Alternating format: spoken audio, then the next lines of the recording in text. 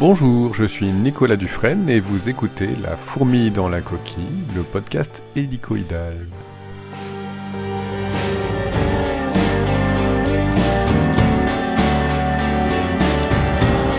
Aujourd'hui, épisode spécial pour approfondir certains points déjà abordés et répondre aux remarques et questions des auditeurs.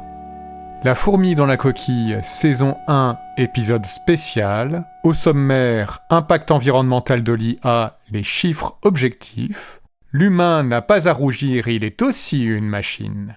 Intelligence artificielle et biais culturels, c'est insoluble.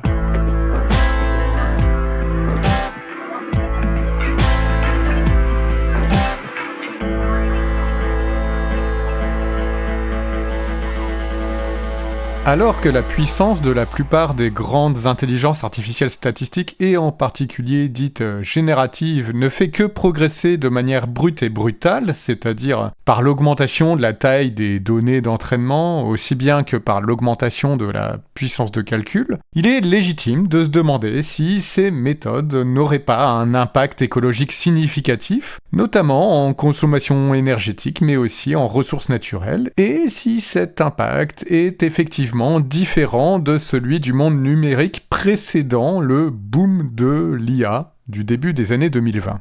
En effet, lors d'une conversation récente avec un des auditeurs de ce podcast, celui-ci me soutenait que finalement l'IA en termes d'impact environnemental n'était peut-être pas si grave, étant donné que le monde numérique avait déjà un impact et que ce ne serait pas l'IA qui allait changer grand-chose à ça. Il sous-entendait que les recherches Google, par exemple, étaient déjà grandes consommatrices d'énergie et émettrices de CO2, ainsi que consommatrices d'eau. Je vous propose de regarder ensemble les chiffres réels de cette consommation liée aux centres de données et à l'intelligence artificielle et de se faire une idée sur l'impact réel qu'elle a sur l'environnement. Malheureusement, les données fiables sur le sujet sont particulièrement difficiles à trouver. Les entreprises qui développent des IA statistiques ne laissent filtrer que peu, voire pas du tout d'informations. Les chiffres qu'on trouve en ligne, elles sont généralement des estimations au doigt mouillé, voire biaisées. J'ai donc passé en revue tout ce qu'on pouvait trouver sur le sujet, j'ai écumé les moindres recoins d'internet à la recherche d'informations un peu fiables sur le sujet. Et je propose ici une méthode de calcul et un ordre de grandeur des valeurs de consommation diverses de ces intelligences artificielles. Toutes les informations que je vais vous partager ici sont bien sourcées et recoupées entre elles, et j'ai fait attention à comparer les valeurs attendues et les ordres de grandeur en fonction des différents modes de calcul pour m'assurer de la cohérence des sources et des études retenues pour le résumé que je vous fais ici. J'ai dû écarter plusieurs sources et estimations absolument fantaisistes, notamment souvent celles concernant les consommations à la requête ou au prompt, pour lesquelles les ordres de grandeur n'ont en réalité aucune cohérence avec les consommations énergétiques des serveurs et le poids des services numériques en général, et qui ne recoupent pas non plus les estimations globales qu'on peut trouver via l'Agence internationale de l'énergie, IEA, International Energy Agency, que vous retrouverez sur iea.org et qui sont apparemment très fiables. Avant de rentrer un peu plus dans le détail, je vous la fais brève et je vous fais un résumé de ce que j'ai pu ainsi trouver concernant les consommations de l'intelligence artificielle. Commençons par leur consommation électrique. On peut trouver assez facilement la consommation d'un processeur dédié à l'intelligence artificielle. En effet, le principal fabricant, Nvidia, donne l'information dans les brochures techniques des serveurs qu'il fabrique. On découvre ainsi qu'un processeur a une puissance de 350 à 750 watts en moyenne et que cette puissance peut monter à un maximum de 1000 watts, c'est-à-dire 1 kilowatt. À titre de comparaison, cet ordre de grandeur est comparable à la puissance moyenne de ma propre maison, c'est-à-dire une petite maison de 80 mètres carrés environ située dans les Alpes. Et ça, c'est pour un processeur unique. Il se trouve que les grandes entreprises de l'intelligence artificielle, telles que Meta, OpenAI, Alphabet, Google ou Microsoft, sont assez fiers de construire des centres gigantesques et nous disent combien de processeurs sont inclus dans ces centres de données, où l'on découvre donc qu'un grand centre de calcul et de données dédié à l'IA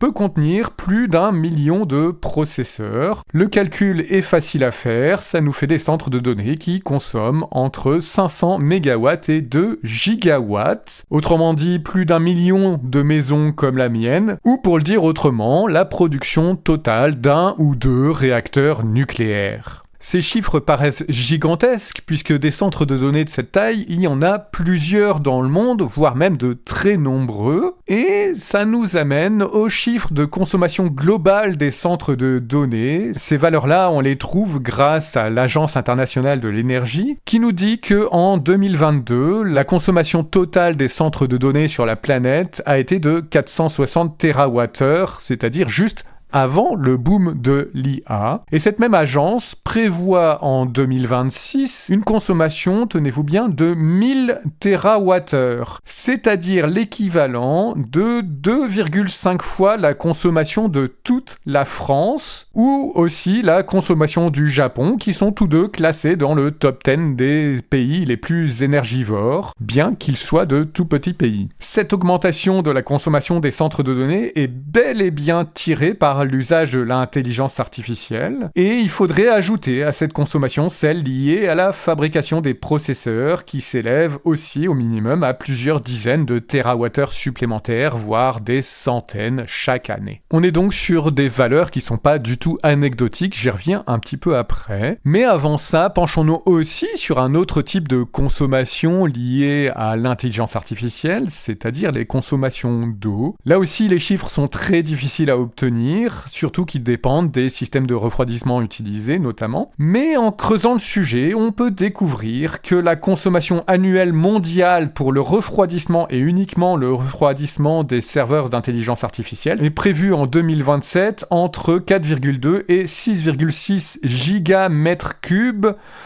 Histoire de vous dire ce que ça représente, c'est la consommation annuelle d'eau potable pour l'alimentation en France. Il faudrait d'ailleurs ajouter à cette consommation celle de la fabrication des serveurs, puisque la fabrication des puces informatiques est aussi une grande consommatrice d'eau. On parle de centaines de millions de mètres cubes par an. Là encore, le chiffre exact est impossible à obtenir malheureusement. Et à ces chiffres, certains ont des arguments pour tenter de relativiser l'impact environnemental des intelligences artificielles, et je vais revenir un petit peu sur ces différents arguments que vous pouvez entendre à droite à gauche. Le premier, le plus courant, étant « oui, mais l'IA va aider à réduire les impacts environnementaux ». En effet, selon les géants et les moins géants de la tech, l'usage de l'intelligence artificielle a le potentiel d'améliorer les processus de fabrication, de production, de transport, de potentiellement toutes les industries et services, et grâce à cette montée en efficacité, peut ainsi réduire leurs impacts environnementaux.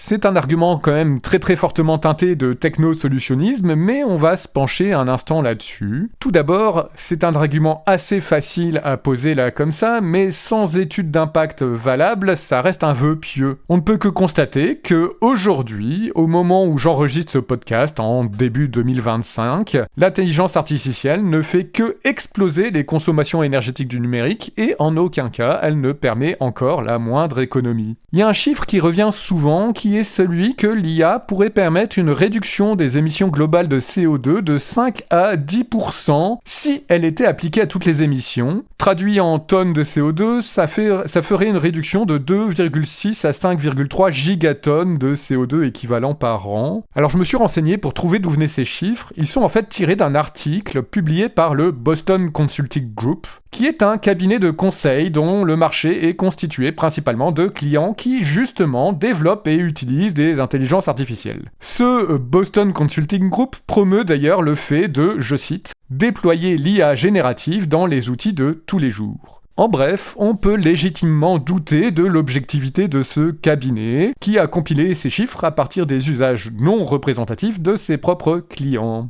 Et quand bien même, j'ai envie de dire, si l'IA était appliquée à toutes les émissions, comme ils essaient de nous le faire croire ici, la vraie question serait aussi de savoir si ces 2 ou 3 gigatonnes économisées compenseraient les nouvelles émissions liées à l'intelligence artificielle, et ça, c'est très très loin d'être évident. J'ai un peu creusé le sujet, et il semble qu'une requête traditionnelle sur le moteur de recherche Google, sans intelligence artificielle donc, soit émettrice de 0,2 g de CO2. Si on compte 10 millions de requêtes par jour, qui est une estimation du nombre de requêtes quotidiennes sur ChatGPT, et qu'on transpose cette valeur, on obtient des émissions de 2 mégatonnes quotidiennes, soit 0,73 gigatonnes annuelles, rien que pour ChatGPT en particulier, ce qui représente déjà un tiers de ce qui est censé être économisé. On peut noter que même si cette valeur de 0,2 g de CO2 par requête pour Google est probablement surestimée, l'ordre de grandeur des émissions du numérique et de l'intelligence artificielle est bien un équivalent à ce qu'elle est censée faire économiser. Donc tout au mieux, le coût serait neutre, voire plutôt négatif. Et puis, surtout, en calculant comme ça, on oublie d'ajouter à ces émissions calculées sur une base actuelle, on oublie les augmentations induites par ce qu'on appelle l'effet rebond, ou le paradoxe de Jevons, qui est connu depuis le 19e siècle déjà, mais que les entreprises de la tech font mine d'ignorer. Ce paradoxe énonce que, à mesure que les améliorations technologiques augmentent l'efficacité avec laquelle une ressource est employée, la consommation totale de cette ressource peut augmenter au lieu de diminuer. Il est tout à fait vrai quand la ressource est de l'énergie, comme pour l'intelligence artificielle. En fait, ce que ce paradoxe nous dit, et ce qui est l'effet rebond, c'est que quand on augmente l'efficacité de ce qu'on fait, au lieu d'en profiter pour économiser ou avoir un usage un peu plus sobre, l'usage au contraire augmente et se répand au point que finalement on consomme plus à l'arrivée que avant l'amélioration de l'efficacité. C'est en particulier dû à la réduction des coûts associés à l'augmentation d'efficacité. C'est donc un phénomène connu depuis la fin du 19e siècle. Évidemment, ce paradoxe est tout à fait applicable directement à l'intelligence artificielle ainsi qu'aux industries qui profitent de l'intelligence artificielle pour améliorer leur efficacité énergétique. Et ça nous conduit donc directement à une forte augmentation des consommations globales et donc, entre autres impacts environnementaux, à l'amplification du réchauffement climatique. Concluons donc en remarquant que les économies potentielles liées à l'usage de l'intelligence artificielle ne compenseront jamais les augmentations de consommation qu'elle provoquera, bien au contraire. Un autre argument pour relativiser l'impact environnemental de l'IA est de nous dire qu'elle ne fait que remplacer des usages numériques préexistants, comme la recherche sur Internet ou la fabrication des images. Cet argument est très facile à réfuter. L'usage de l'intelligence artificielle consomme au bas mot 10 fois plus que les usages numériques préexistants. Et encore une fois, c'est sans compter l'effet rebond dont je viens de parler et les nouveaux usages qui l'accompagnent. Autrement dit, oui, elle remplace des usages préexistants en consommant beaucoup plus. Mais au fond, nous dira-t-on, si ce n'est que de l'électricité verte, c'est pas bien grave. Sauf que, d'abord, il est faux de réduire les consommations de l'intelligence artificielle à simplement de l'électricité quand, par exemple, le refroidissement et la fabrication des serveurs sont de très grands consommateurs d'eau et de matières premières, de métaux, notamment de cuivre et autres métaux en tout genre. Cela étant dit d'ailleurs, la production d'électricité qui alimente l'IA est elle-même très loin d'être verte et n'est pas près de l'être du tout. Si effectivement la France produit la majorité de son électricité grâce à la fission nucléaire, déjà il serait assez erroné de considérer ça comme une énergie complètement décarbonée, mais c'est aussi une exception mondiale. La grande majorité de la production de l'électricité à l'échelle mondiale provient des énergies fossiles, et d'ailleurs des entreprises pétrolières comme Shell constatent déjà une augmentation de la demande en gaz naturel liquéfié, en partie liée à l'intelligence artificielle. Si plusieurs grands acteurs de l'IA investissent dans le nucléaire dans une vaine tentative de se décarboner, il faut pas se leurrer, la majorité des consommations provient bel et bien des énergies fossiles. Le saviez-vous? Tous les centres de données fonctionnent d'ailleurs grâce à des générateurs de secours qui tournent au fioul. Eh bien oui, parce que dans la volonté de maintenir ces centres de données disponibles 24 heures sur 24, 100% de disponibilité, il faut parer à toute défaillance du réseau électrique et pouvoir fonctionner en autonomie, ce qui se fait donc grâce à des grandes cuves de fioul qui est brûlé dans des générateurs électriques locaux. Mais malgré tout, vous entendrez encore un dernier argument pour relativiser l'impact environnemental de ces intelligences artificielles. On vous dira, oui, mais ces consommations sont de toute façon plutôt faibles si on les compare aux autres secteurs d'activité. Là aussi, il suffit d'aller piocher dans les chiffres et les statistiques pour se rendre compte que ce n'est pas tout à fait vrai. Dans les grandes économies comme la Chine, l'Union européenne, le Royaume-Uni ou les États-Unis, les consommations des centres de données représentent déjà 2 à 4% de la demande globale en électricité. Et dans le reste du monde, c'est 1%. Et ça, c'était en 2022, avant le boom de l'IA. Ces proportions sont d'ailleurs sur une pente qui est franchement montante à cause de l'IA, et 2 à 4%, c'est quand même pas rien. Ces chiffres un peu généraux cachent en plus des problématiques locales, alors que les centres de données sont généralement regroupés dans des régions bien précises. Il en résulte par exemple que dans 5 États des États-Unis, la consommation des centres de données a déjà dépassé 10% de la consommation totale d'électricité en 2024, et en Irlande, on est même à 20% de la consommation totale d'électricité qui est dédiée aux centres de données. Et là, on met le doigt sur un problème assez grave, c'est qu'avec le développement de ces centres de données mal répartis, on peut s'attendre à des tensions considérables sur les réseaux d'énergie locaux, et la réponse à cette demande a tendance à se faire via des énergies fossiles qui ne peuvent que faire manquer les objectifs de transition énergétique régionaux. Faisons une parenthèse sur la consommation en eau de tous ces centres de données. Si je reprends l'exemple des émeutes et des révoltes qu'ont provoqué la construction de méga-bassines dans les Deux-Sèvres en France, ces réactions prouvent bien qu'il y a aujourd'hui en France des tensions pour l'accès à la ressource en eau. Ces tensions et ces conflits ont porté dans cet exemple précis sur le partage de la ressource entre la population pour la consommation, l'agriculture industrielle et aussi l'agriculture paysanne, et les conflits autour des méga-bassines ont cristallisé ces tensions. Imaginez maintenant que dans la même région, une entreprise comme Microsoft ou Google implante un centre de données qui va venir s'ajouter au pompage des ressources en eau. Que pensez-vous qu'il puisse se passer? Est-ce que tout ça n'est pas symptomatique d'un problème grave qui se profile à l'horizon? En guise de conclusion sur cet impact environnemental de l'IA, vous pouvez retenir que oui, l'IA provoque un net accroissement des consommations énergétiques du secteur numérique et des consommations énergétiques globales et à l'échelle mondiale, et que cette consommation n'est pas négligeable du tout. On parle de consommation équivalente à celle du Japon, qui est un pays grand consommateur d'énergie. Donc non, l'impact environnemental de l'IA n'est pas neutre du tout, il est même relativement catastrophique, et il est tout à fait légitime de se demander si l'usage qu'on en fait mérite vraiment cet impact sur l'environnement, alors qu'on est en plein réchauffement climatique, et qu'il semble bien que l'objectif de limiter le réchauffement de la planète à 1,5 degré en moyenne est déjà inatteignable. Il est important aussi de bien noter que, contrairement à ce que nous disent Microsoft, Google et OpenAI, non, l'intelligence artificielle ne sera pas une solution pour réduire les consommations d'énergie. Elle ne peut réellement et objectivement que nous amener à une augmentation globale des consommations, à une période où il est absolument primordial de mettre un frein à ce développement, voire de le stopper complètement. Il n'est plus possible en 2025 et dans les années qui viennent de continuer à augmenter nos consommations énergétiques de cette manière. C'est indiscutable, ce n'est pas un avis, c'est un fait objectif et scientifique.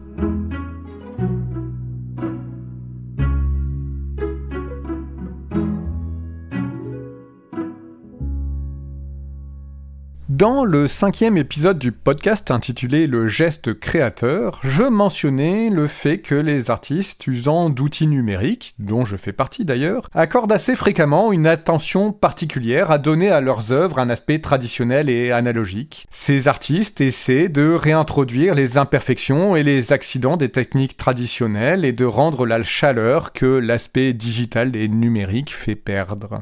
Agnès, ma poule, qui va nous servir ici d'avatar pour préserver l'anonymat des auditeurs qui m'ont fait leur retour, Agnès donc m'a fait remarquer que les humains sont aussi des machines et sont capables à ce titre d'une grande perfection. A contrario de ce que je disais, et en particulier quand les humains utilisent des techniques analogiques et traditionnelles, manuelles, ils essaient aussi souvent justement d'effacer toute imperfection, tout accident. Ils essaient de garder un contrôle total et d'atteindre une absolue perfection dans leur œuvre. Et ils en sont tout à fait capables. Ils atteignent une précision qu'on ne pourrait croire possible que par des machines. Agnès prend l'exemple d'un orchestre symphonique. Tout comme des machines, plusieurs dizaines de musiciens sont capables de suivre une partition et de se synchroniser parfaitement, coordonnant des milliers d'actions en temps réel avec une précision extrême. Selon ma petite poule, l'humain n'a pas à se sentir dévalorisé par la machine ou l'intelligence artificielle en étant capable de faire au moins aussi bien.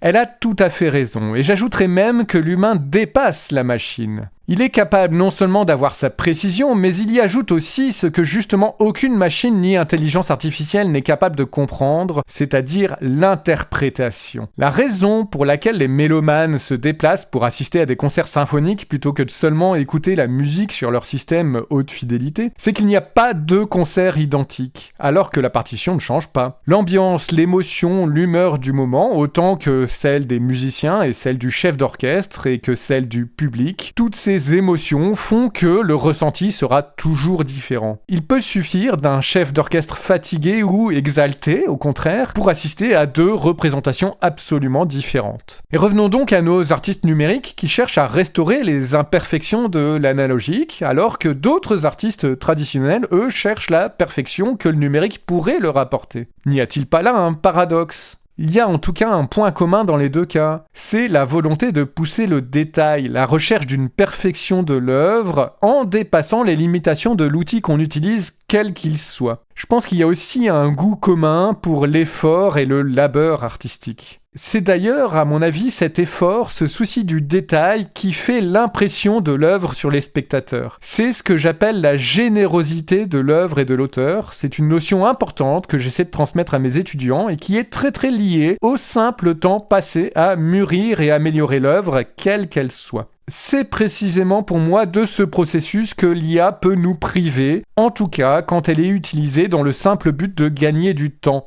Ce temps, il est nécessaire et indispensable, et l'usage de l'IA pour le réduire, ce n'est pas généreux. Une fois que la sidération face à l'apparente magie de l'IA est passée, le spectateur finira bien par s'en rendre compte et se lassera de ces œuvres un peu trop faciles, entre guillemets. Face à une œuvre particulièrement bien exécutée, techniquement parlant, la première question qu'on risque maintenant de se poser va être « Est-ce que c'est de l'IA ou un artisanat exceptionnel ?» Et si la réponse est que c'est de l'IA, alors le spectateur va passer son chemin sans y porter plus d'attention. Avec la disparition de la performance et de la prouesse, je pense que l'intérêt finit par disparaître. Attention, je vais quand même ajouter que bien évidemment, ce n'est pas la prouesse technique qui fait la qualité d'une œuvre, mais c'est bien cette idée de générosité que je développe ici, et qui est sous-tendue par l'importance du temps passé. Que ce temps passé soit passé à la réalisation pratique de l'œuvre, ou bien simplement à sa maturation artistique. Or, et on en revient à cet épisode précédent qui étudiait le geste créateur, le temps de fabrication est aussi un temps de maturation artistique dont l'usage d'outils comme l'intelligence artificielle peut facilement nous priver et dont il est donc très important de compenser la perte. Le temps de l'art est à la fois indispensable et incompressible. On ne peut pas gagner du temps pour faire de l'art généreux.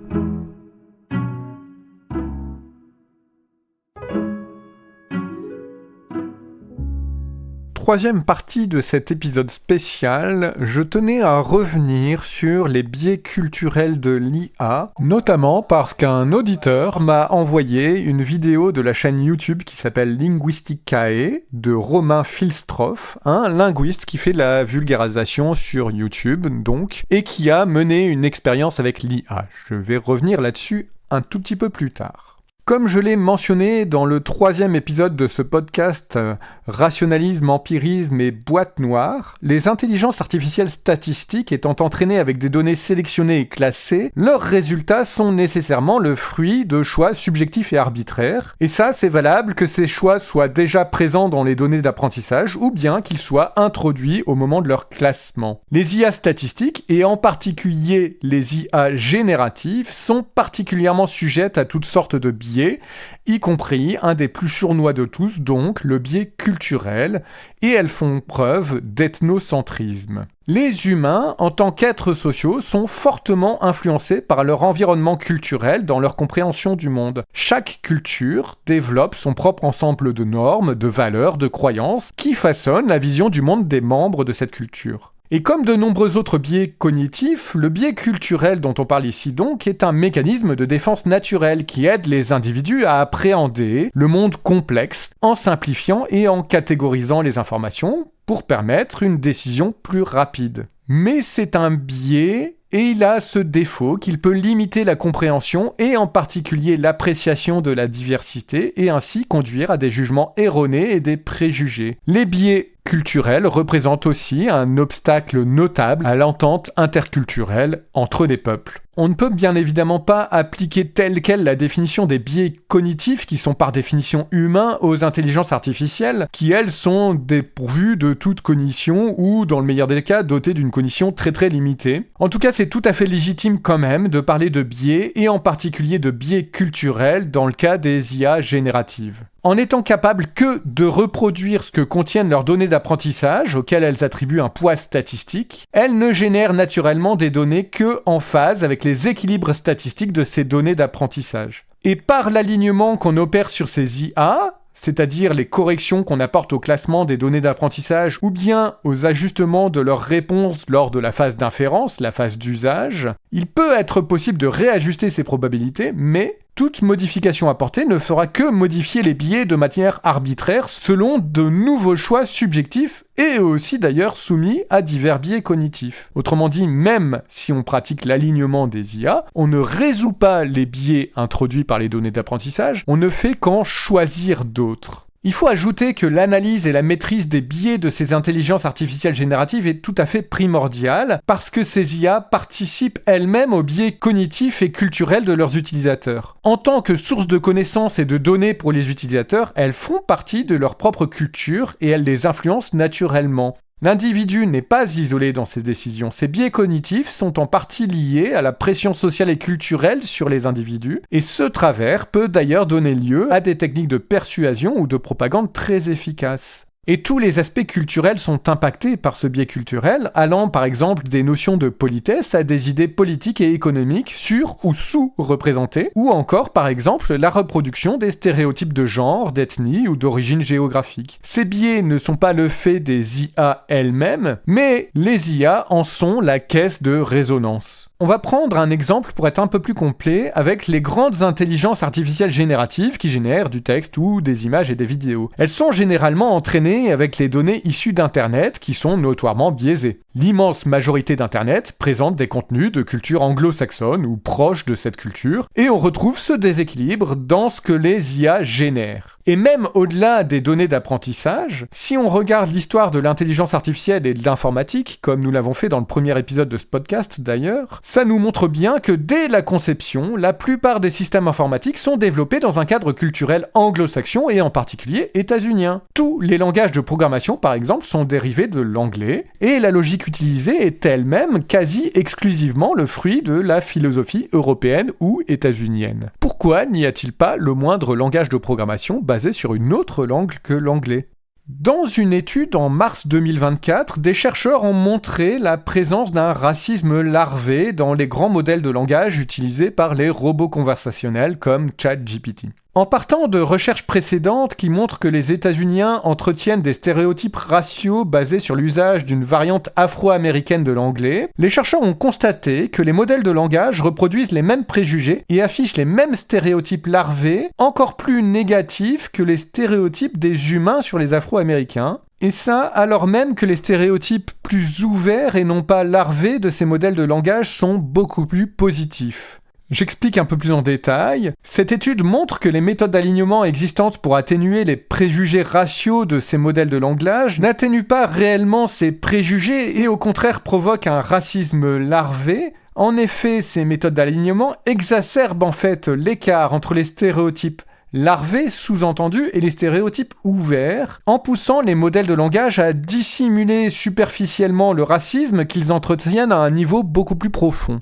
Ce n'est pas du tout anodin, parce que les chercheurs ont montré que ces préjugés avaient des conséquences tout à fait néfastes. En demandant à ces intelligences artificielles de prendre des décisions hypothétiques sur les personnes, en se basant uniquement sur la façon dont elles parlent, ils ont montré que les IA sont beaucoup plus susceptibles de proposer aux locuteurs de l'anglais afro-américain des emplois moins prestigieux, ou de les reconnaître coupables de crimes, et même de les condamner à mort. Il y a donc, malgré tous les efforts pour effacer les préjugés des IA, un réel racisme larvé, caché, sous-entendu dans leurs réponses, tout simplement parce que ce sont des biais qui sont impossibles à effacer des valeurs statistiques des données d'apprentissage. Plus généralement, il est intéressant de relever qu'une autre étude a montré que les IA auraient leur propre vision du monde qui ne serait reliée à aucun groupe social humain spécifique, tout en n'étant pas moins un important biais culturel. L'effet de ce biais culturel, il est particulièrement visible dans le domaine du langage, où il est assez facile de révéler les biais linguistiques des robots conversationnels. Je reviens donc à ce Romain Filstroff qui anime la chaîne YouTube Linguisticae dédiée à la vulgarisation sur la linguistique. Il fait une expérience où il essaye de créer une langue à l'aide d'IA génératives, et il se trouve que ces IA se montrent absolument incapables de l'aider à créer la langue.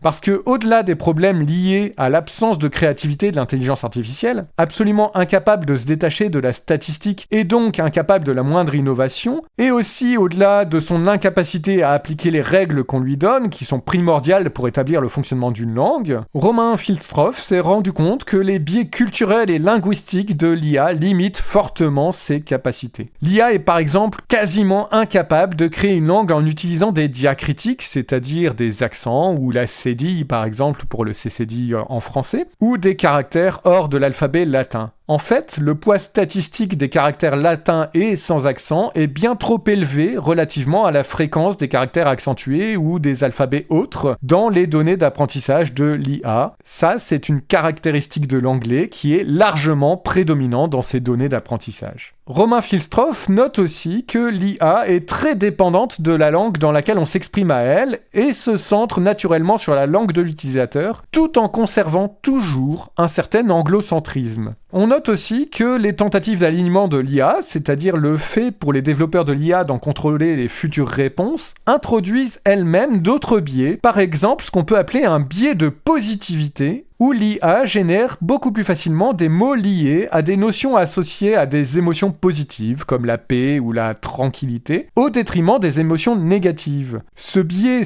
de positivité est d'ailleurs un autre frein à la créativité de l'IA générative, et il rend impossible la génération d'un lexique complet, incluant aussi les notions qu'on va dire négatives, lors de la création d'une nouvelle langue. Ces biais culturels peuvent bien sûr être étendus à tout type d'IA générative, au-delà des modèles de langage, puisqu'elles sont toutes conçues sur les mêmes principes, et il faut s'attendre à retrouver toutes sortes de stéréotypes dans les générations issues de ces intelligences artificielles, qu'il y ait ou non une tentative d'alignement de la part des concepteurs. Je vous invite à visiter lafourmi.media pour retrouver le lien vers la vidéo passionnante de la chaîne YouTube Linguisticae.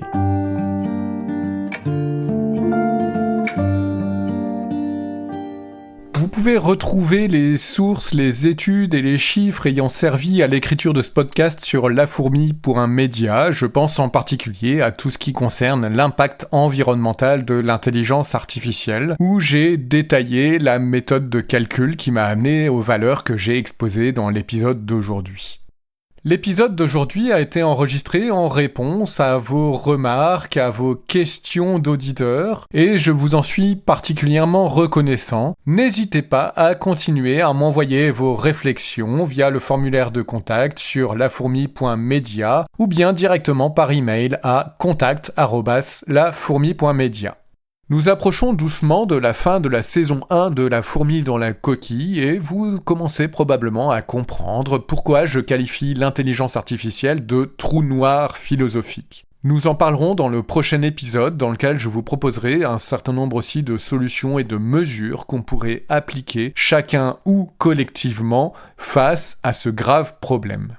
Il se trouve que ce podcast est justement actuellement coincé derrière une série d'algorithmes de recommandation, de moteurs de recherche et de robots conversationnels qui filtrent l'accès à la connaissance et en particulier ignorent les idées nouvelles et les pensées un peu moins consensuelles comme celles que nous développons ici. En écoutant ce podcast, vous faites partie des quelques-uns qui ont réussi à s'affranchir de ces filtres et je vous invite à le partager au maximum, aussi bien via vos réseaux réels que numériques pour aider à naître un peu plus et que le nombre d'auditeurs continue d'augmenter lentement mais sûrement. N'hésitez pas aussi à laisser des pouces levés, des étoiles, des cœurs, des likes sur votre plateforme d'écoute habituelle. Je pense que ça peut aider à faire en sorte que les algorithmes l'acceptent un petit peu mieux.